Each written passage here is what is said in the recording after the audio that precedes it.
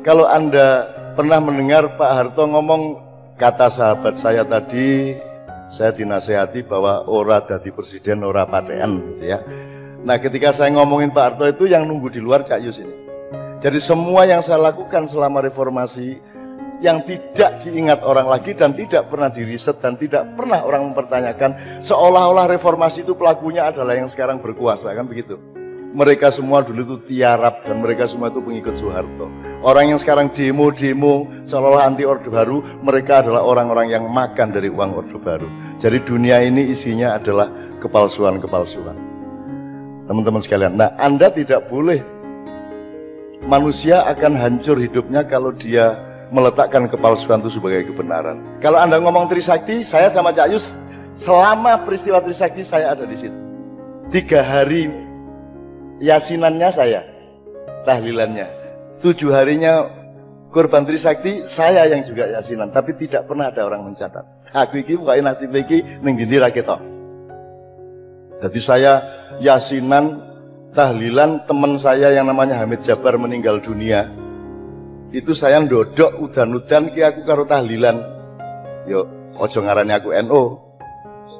Ming mergo aku tahlilan sebab sadurunge NU ana kuwi wis ana tahlilan. Ya Pak Pak Muzamil tolong diinget itu. Tolong diingetin gitu loh. Tahlilan kuwi lak ming la ilaha illallah, cuman kita perpanjang dengan ayat-ayat inti dari Allah kemudian dengan syair-syair yang terbaik kan gitu. Itu ijtihad lah gitu. Nah aku ndodok tahlilan itu udan-udan setelah dikuburkan. Terus aku diteleponi saka Padang karena Hamid Jabar Padang, Medan, kabeh iki telepon, "Cak, kok enggak datang ke pemakamannya Hamid Jabar?" Ngono kuwi. Soalnya di koran yang keluar itu enggak ada saya. Lah aku iki sing ndodok udan-udan isih. La ilaha illallah ini ditelepon kok ora teko. Piye masuk aku harus misuh tengah-tengah tahlilan gitu. Nah, kan begitu. Itu contoh saja. Nah, saya tidak mengatakan saya akan menagih sejarah, tidak. Tapi zalim, orang yang tidak mengakui A adalah A. Dan Anda akan hancur kalau Anda tidak mengenal ibumu, bapakmu, dan riwayat asal-usulmu. Demikian juga semua orang yang sekarang korupsi dan menikmati reformasi, kalau dia khianat terhadap kebenaran apa yang terjadi pada tahun 1998 itu, Anda akan kena. Wa may ya'mal mithqala dzarratin khairan yarah wa may ya'mal mithqala syarran yarah, dan waktunya akan segera tiba. Anda siap-siap, makanya wudu, saiki wudu sing akeh pikiranmu kabeh. Hampir semua kata yang Anda dengar di koran dan televisi wis najis kabeh. Apa kata jihad, kata Islam rahmatan lil alamin, najis kabeh. Semua epistemologinya dirusak. Bahkan hukum yang padat itu bisa diterapkan secara terbalik oleh hakim A dan oleh hakim B. Jane mung ora wudu tok kuwi wis najis munggo lago wis kudu adus anu kuwi.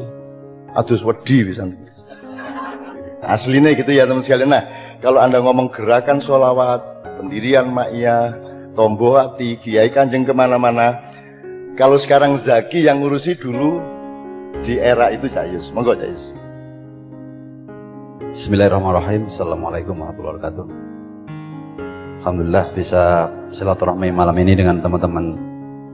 Saya bayangkan kalau gagasan Mas Helmi dan teman-teman Progres ini menulis, itu adalah menjawab bahwa tidak boleh lagi ada kejadian kelak anak cucu kita akan sulit mencari data tentang gerakan Ma'iyah di mana-mana yang sudah dilakukan. Tiba-tiba hilang begitu saja tanpa tercatat oleh sejarah. Ini yang menjadi catatan mungkin Mas Helmi pertama ya. Saya menjadi saksi hari kejadian kerusuhan pertama di Jakarta, dibakar di mana-mana.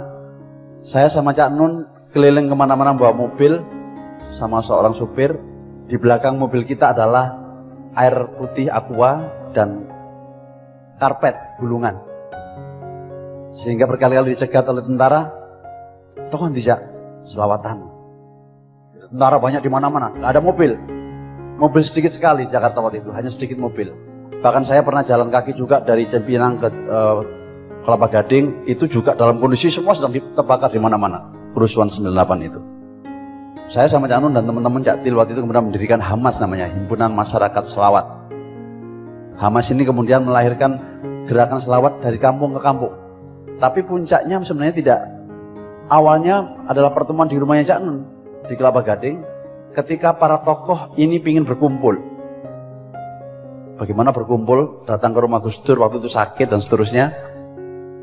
Tapi ternyata tidak terjadi peristiwa itu karena ada tokoh yang mengkhianati sehingga tidak terjadi pertemuan itu.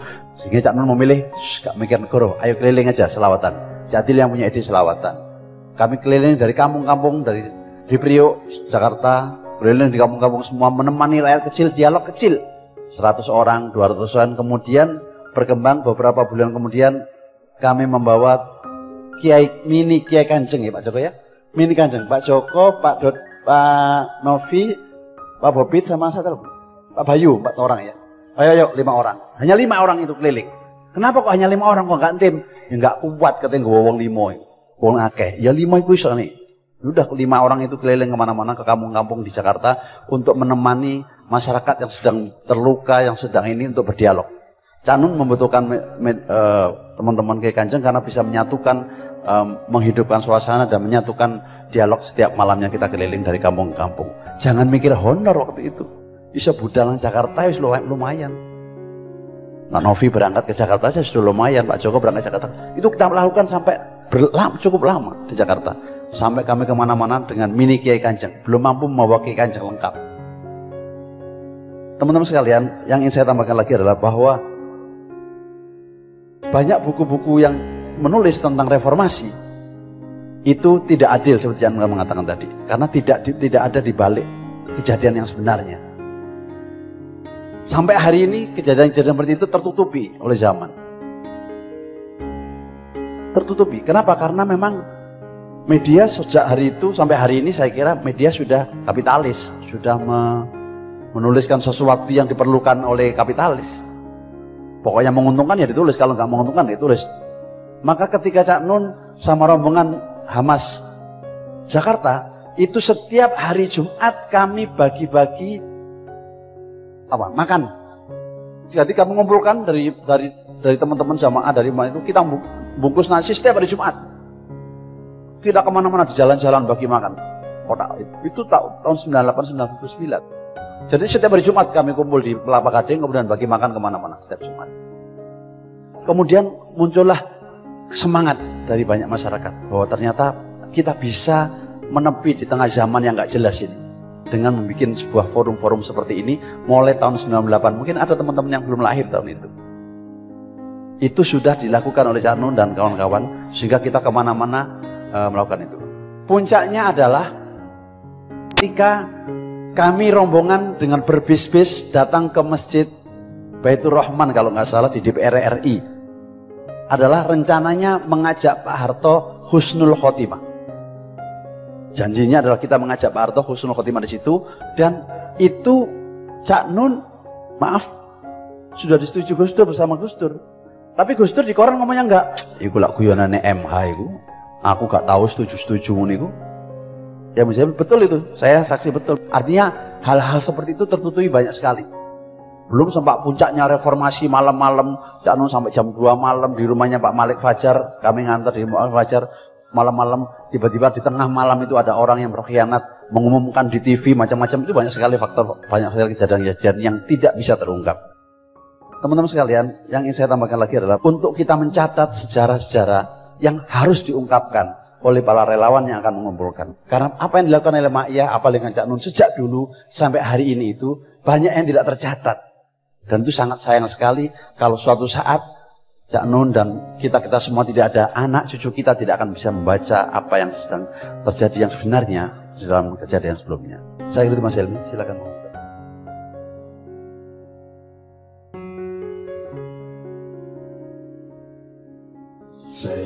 Saya tidak boleh lupa hal-hal yang berguna bagi saya dan kita semua. Karena tanggal 17 Mei tahun 1998 itu tempat ini mau dibakar.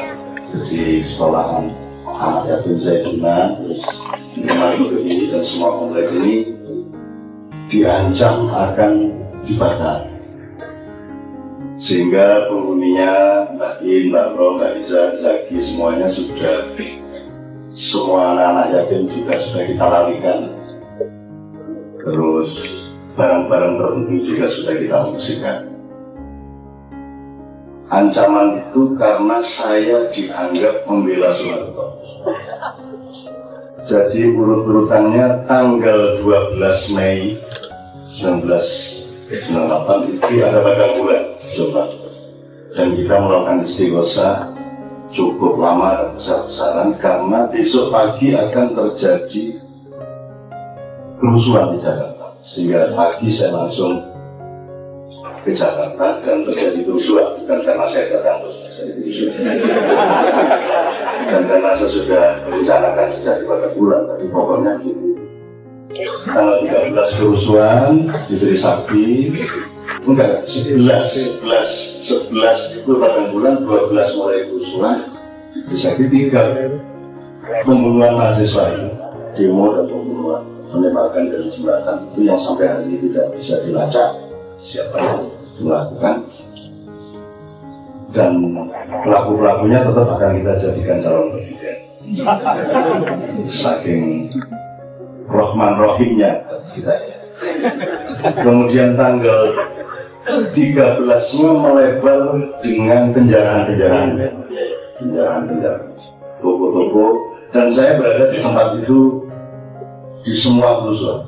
Saya 13 kerusuhan. Pak Harto mulai ketakutan karena kalau sama mahasiswa dia sama sekali tidak takut, tapi kalau rakyat mengamuk dan menjadi maka berarti dia hatinya hancur karena dia merasa gagal menjadi pemimpin. Kemudian tanggal 14 melebar ke luar kota, Solo dan lain sebagainya, terjadi pembakaran mal. Kemudian 15-16 secara sporadis terjadi berbagai macam kerusuhan, tapi juga negosiasi-negosiasi. Semua pada kebingungan, TNI tidak satu, ada TNI merah putih, ada ABRI waktu itu, ABRI merah putih, ada ABRI hijau dan sebagainya. Ada Kiflan Zain di tempat hijau, ada Sabri Samsudin. Kemudian yang di merah ada Edi Sudrajat, ada beberapa jenderal yang lain. Saya waktu itu tinggal dengan Mbak Fia di Kelapa Gading, dan Kelapa Gading itu pecinan. Ada 2 pecinan di Jakarta, ada kota Cina di Jakarta, yang satu Glodok, yang satu Kelapa Gading. Glodok hancur lebur, Kelapa Gading aman karena ada saya di sana. Artinya perusuh-perusuh tidak tega sama saya, sehingga setelah selesai kerusuhan, Cina-Cina semua berkumpul, saya sama Mbak Fia diundang untuk menyatakan terima kasih, dan saya bingung matur nuwun apa nih, soalnya tidak ada kerusuhan di sini karena mereka berdewo sama saya. Saya tidak tahu yang sebenarnya terjadi apa, tapi pokoknya seperti itu kejadian. Terus tanggal 17 saya mendengar di sini rusuh, kemudian waktu itu saya bikin di sini, di ruangan ini sebelum dibangun ini, saya memanggil yang sekarang orang yang jadi ketua SAR sekarang, Mas Toto Seno, dengan pangapnya dan beberapa menterinya dalam aktivisme di Jawa Barat itu untuk membuat Pisauwanan Agung, mengumpulkan 1 juta rakyat Jogja di alun-alun. Nah, saya Seno bekerja keras mengumpulkan, dan nama itu yang bikin saya Pisauwanan Agung, itu baru pertama kali terjadi dan belum pernah lagi terjadi, dan belum pernah ada kata Pisauwanan Agung. Itu harus dilahirkan kata-kata itu oleh turunan raja-raja besar Jawa. Bapak orang masih semacam ya. Terjadilah, dan di Pisauwanan Agung itu terjadi di alun-alun. Saya pas di Jakarta karena saya memang ngurusin Jakarta. Disitulah saya difitnah. Di acara yang saya bikin itulah saya difitnah bahwa saya orangnya Soeharto. Maka kemudian kasihan ini mau dibakar dan seterusnya. Kemudian tanggal 17 ketika tempat ini mau dibakar, saya rapat jam setengah 10 malam dengan Nurholis Majid, Malik Fajar, Utomo Dananjaya, dan 2 orang lagi. Kami berlima menyusun surat kepada Pak Harto, menganjurkan agar Pak Harto sesegera mungkin turun meletakkan jabatannya sebagai presiden, dan kita kasih 4 formula atau 4 cara Nah, tanggal 18 besok pagi itu kita konferensi pers di hotel wisata di sebelah baratnya Hotel Handi, dan saya yang ngaji, saya yang mimpin doa, saya yang ngajak mereka menangis dan seterusnya. Tanggal 18 pagi surat itu kita kasih secara resmi kepada Menteri Sekretariat Negara yaitu Bapak Saadillah Mursyid. Kemudian sekitar jam 1 siang surat itu langsung dikasihkan kepada Pak Harto. 18 pada Isya Pak Harto telepon Cak Nur dan telepon saya dan menyatakan terima kasih atas saran untuk turun dan dia bersedia untuk turun. Kemudian dia mengatakan kalau bisa turunnya saya gantinya presiden ini jangan sampai menimbulkan kerusuhan apa-apa, harus kita jaga bersama, maka saya mohon ditemani untuk meletakkan jabatan. Maka paginya kita diminta ketemu oleh Pak Harto, 5 orang yang tanda tangan surat meminta Pak Harto turun itu, ditambah 4 orang supaya jumlahnya seolah-olah seperti Wali Songo. Ditambah Gus Dur, ditambah Pak Aliafi, ditambah saya 5 orang yang lain. Gus Dur orang yang paling nikmat dalam pertemuan itu karena dia dalam 1 jam pertemuan 55 menit gitu. Setelah terakhir dia bangun, setelah saya ngomongin Pak Harto untuk supaya turun dengan guyon, dan Pak Harto tertawa, seneng, terus ditambah Cak Nur ngomong, kemudian ditambah Pak Aliafi ngomong, kemudian terakhir Gus Dur.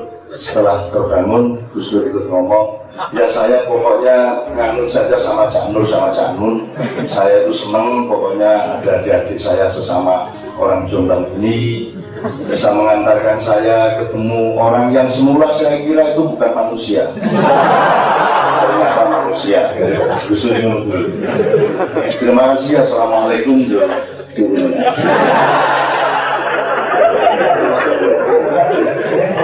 Itu terjadi pada tanggal 19. Jadi ini saya sekedar mengingatkan, saya tidak, artinya gini, saya tidak boleh lupa bahwa saya nyun sewu, saya disuruh Tuhan untuk ngomongin Pak Harto agar dia turun, karena tidak mungkin ada orang lain yang ngomongin dia, karena orang yang lain adalah orang-orang yang hebat. Dan kalau Pak Harto berhadapan dengan orang hebat, dia lebih hebat. Maka orang hebat harus dihadapi oleh orang lemah. Karena kalau orang hebat melihat orang lemah, dia menjadi lemah lembut. Maka dia kemudian menuruti kelemahan. Mau caranya mau sedih, mau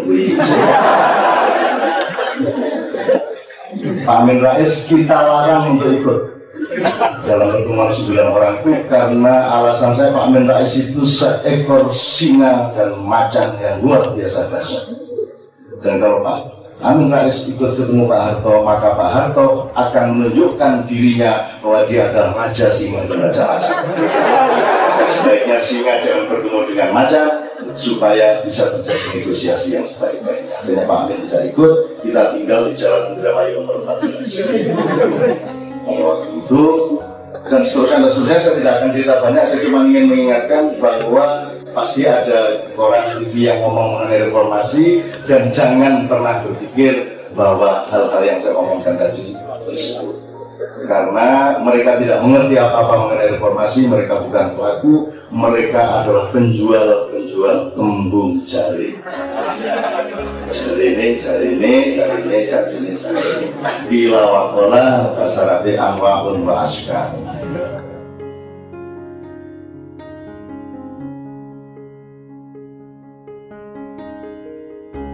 Saya pegang surat sumpahnya Pak Harto. Pak Harto pernah saya bikinkan, Yun Sewu, saya pernah bikinkan surat sumpah kepada Tuhan dan bangsa Indonesia dengan 4 klausul. Dan beliau menandatangani, kemudian saya bawa dia ke Masjid Baitur Rahman untuk menyatakan kepada Tuhan. Tapi karena politisi-politisi Jakarta tidak percaya kepada saya, akhirnya saya larang datang, dan totoan nek wani ngadili Soeharto tak jajal nek kon wani. Sumpahnya itu saya tuliskan begini, siji, saya Soeharto mantan Presiden RI bersumpah kepada Tuhan dan bangsa Indonesia tidak akan pernah menjadi presiden lagi. Harus aman nak? Aman. Pak Harto wis gak dadi, wis mari ngono bagus Dur, bagus Gusur, Bahopo terserah pokoknya. Pokoknya itu Pak Harto ya aman ya. Nomor 2, saya Soeharto, mantan Presiden RI, bersumpah kepada Tuhan dan bangsa Indonesia bahwa saya tidak akan turut campur terhadap setiap proses pemilihan presiden. Dulu aman sih, aman. Mulanya SBY sudah jadi presiden, Gus Dur sudah jadi presiden, meskipun kudu sowan ping 7 sih nang Pak Harto. 3, saya Soeharto, mantan Presiden RI, bersumpah kepada Tuhan dan bangsa Indonesia bahwa saya siap diseret ke pengadilan untuk mempertanggungjawabkan kesalahan-kesalahan saya selama menjabat sebagai presiden. Dulu beres arek. Loh, janji nang aku kayak ngono, tapi sing ngadili gak wani lah. Aku kan dadi hakim ta ya apa? Aku kan dadi jaksa ta ya apa? Lho aku wis mbukakno dalan. Anjen dapurmu gak ono sing wani. Wong anjane dapurmu jane yo mek melok maling, nek Soeharto rampok kon copet. Sekarang pun kalau mau besok saya ke Cendana. Ojo macam-macam tak banting temen kan. Yes, tenang aja kan. Aduh, udah sampian, kan di sampian nih. Oh, Robaniyin karo Majnun. Dadi iki gabungane Gusti Allah karo iblis ya. Yes, okay, I love you. Sip. Jaga, ya tapi bahasa Jember lah. Kita omong bloko ya apa anane ya. Nomor 4, saya Presiden RI, mantan Presiden RI, berjanji bersumpah kepada Allah dan bangsa Indonesia bahwa saya siap mengembalikan harta rakyat yang dibuktikan oleh pengadilan sebagai bukan milik saya. Lah wis ah. Dalane wis kari dileboni tapi gak ono sing gelem nglakeni, ya toh.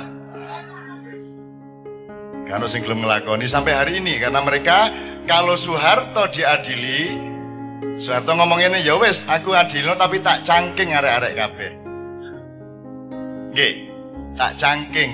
Saya hari ini sore ini tadi meminta agar supaya diterbitkan buku keuangan protokoler Cendana untuk menunjukkan kepada rakyat Indonesia siapa saja yang pernah mendapat uang dari Soeharto. Kandile saiki. Onem sip iku ya. Aku gak aru UNED tahu oleh duit teko Pak Harto tak gak aru. Tapi pokoknya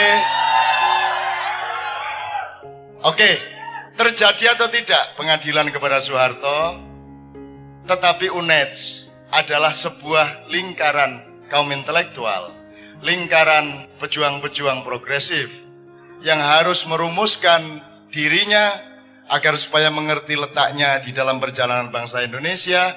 Dan terserah Jakarta mau pergi kemana, tapi Jember dan Universitas Jember memiliki agenda sendiri untuk membangun Republik Indonesia. Menurut kira-kira ya Pak ya.